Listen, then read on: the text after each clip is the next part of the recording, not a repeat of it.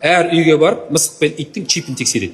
Көшедегі адам телефон соққан кезде емес, өздері барып, соның үйінде ит болса, чипі бар ма жоқ па соны тексереді. Егер де ол чип болмаса, белгісі болмаса, оған онда ол уақыт береді. Осы бір айдың ішінде сен чип тиюің керек деп. Егер де бір айдан кейін барған уақытта ол жерде чип болмайтын болса, оған айыппұл салынады. Күлмейін десең, күлесің құрсын. Күлуге қорқасың қазірші. Басын пәлеге қаламан деп. Бірақ деймін да, енді біздің итіміз қалды. Өзіміз біттік па, ағай чиптеліп, өшім камера штраф, анау-мынау бітті. Енді итіміз бен күшігіміз, мысығымыз қалды. Ағай, тышқанымыз не істейсіз? Тышқанымыз басымыз ағып биттіміз.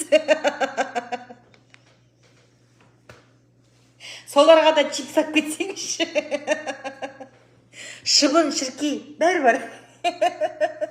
Құрсын күлесің, ә? Өшім, штраф салатын. Тіпті көрсең, штраф.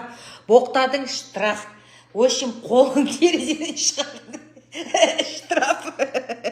Шыдай ама бір жерге дәрет сындырдың, штраф.